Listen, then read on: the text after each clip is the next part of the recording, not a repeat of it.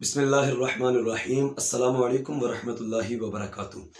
ناظرین، آج میں ایک ایسا واقعہ لے کر آپ کی بارگاہ میں حاضر ہوا ہوں جو کہ قرآنی واقعہ ہے، قرآن کا قصہ ہے، اور یہ کمال کا عجیب الشان واقعہ اللہ رب العزت نے قرآن مجید کے اندر بیان فرمایا ہے۔ تو ویڈیو کو مکمل ضرور دیکھیے گا، انشاءاللہ العزیز آپ کا ایمان تازہ ہو جائے گا۔ اگر آپ چینل پر نئے ہیں تو اس کو سبسکرائب فرما لیں، ویڈیو پیاری لگے تو اس کو لائک کیجیے گا۔ آئیے جلدی جلدی اپنی ویڈیو کو شروع کرتے ہیں۔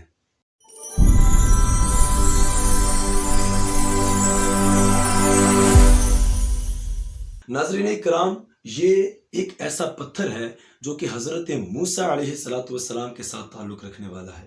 حضرت موسیٰ علیہ السلام سے اس پتھر کے ذریعے دو بڑے معجزوں کا ظہور ہوا، جن معجزوں کا ذکر اللہ رب العزت نے قرآن مجید کے اندر بیان فرمایا ہے۔ ان میں سے ایک بڑا عظیم الشان اور عجیب الشان معجزہ میں آپ کے سامنے بیان کرنے والا ہوں۔ ناظرین کرام، یہ ایک ایسا پتھر ہے جو کہ 1 ہاتھ لمبا، یعنی 1 گز لمبا ہے اور 1 گز چوڑا ہے۔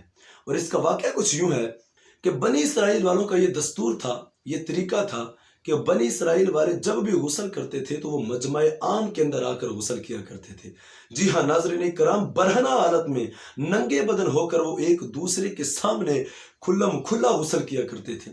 حضرت موسیٰ علیہ السلام بھی چونکہ اسی معاشرے کے ایک فرد تھے اور اسی معاشرے میں آپ نے پرورش پائی تھی، لیکن اس کے باوجود حضرت موسیٰ علیہ السلام کو اللہ نے منصب رسالت عطا فرمایا تھا۔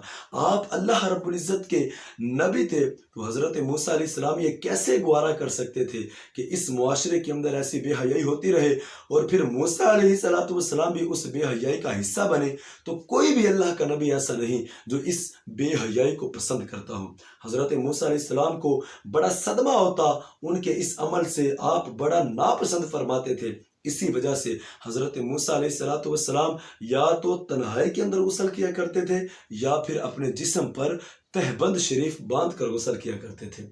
بنی اسرائیل والوں نے جب یہ دیکھا کہ اس نے ہمارے معاشرے میں پرورش پائی ہے، لیکن آج تک اس نے ہمارے ساتھ ننگے بدن ہو کر غسل نہیں کیا، تو ان ظالموں نے حضرت موسیٰ علیہ السلام پر تہمت لگائی۔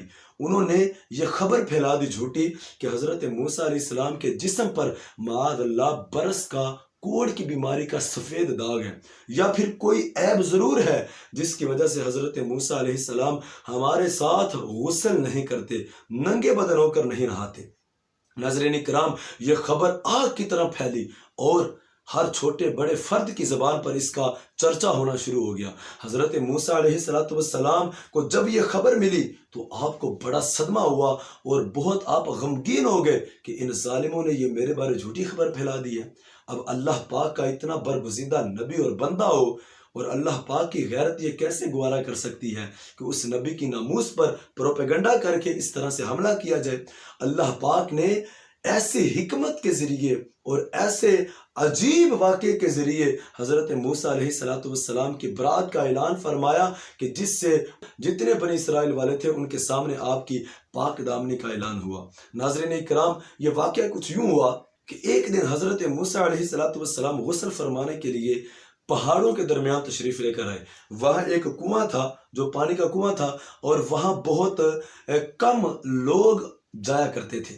حضرت موسیٰ علیہ السلام جب اس کنویں پر پہنچے تو آپ کا غسل فرمانے کا ارادہ ہوا۔ آپ نے دیکھا کہ دور دراز تک کوئی انسان نظر نہیں آ رہا، تو حضرت موسیٰ علیہ السلام نے اپنے جسم مبارک سے کپڑے اتار کر ایک پتھر پر رکھ دیے جو کہ اس کنویں کے ساتھ تھا، اور برہنہ حالت میں آپ نے غسل فرمایا۔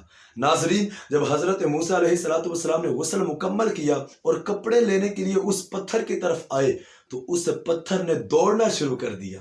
جی ہاں، پتھر دوڑنے لگ پڑا۔ ناظرین کرام، جب حضرت موسیٰ علیہ السلام نے اس پتھر کو دوڑتے دیکھا تو آپ حیران بھی ہوئے کہ یہ پتھر ہو کر کیوں دوڑ رہا ہے، لیکن یہ اللہ پاک کی حکمت تھی، وہ اللہ کے حکم سے دوڑ رہا تھا۔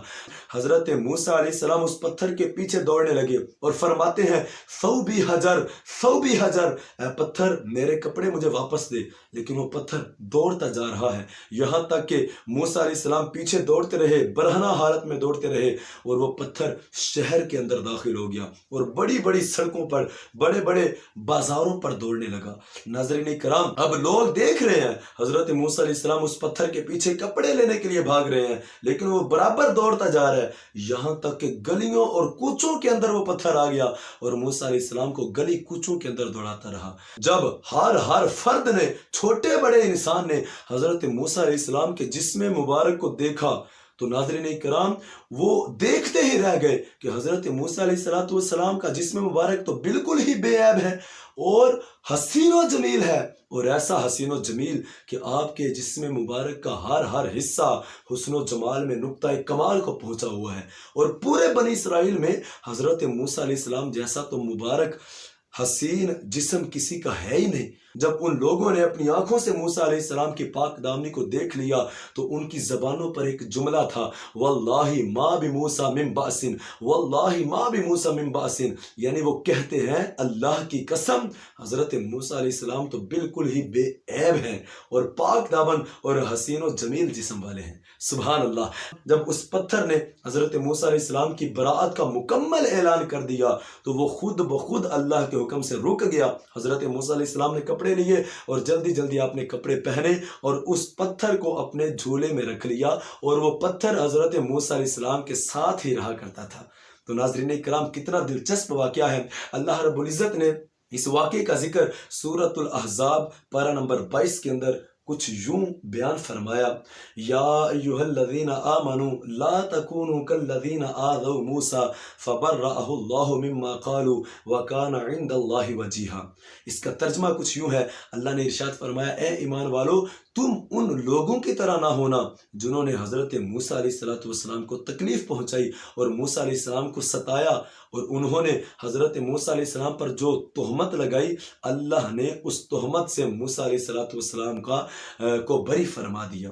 اور وَكَانَ عِنْدَ اللَّهِ وَجِيهًا، اور اللہ نے فرمایا کہ حضرت موسیٰ علیہ السلام تو اللہ کی بارگاہ میں بڑے عزت و آبرو والے اور وجاہت والے ہیں۔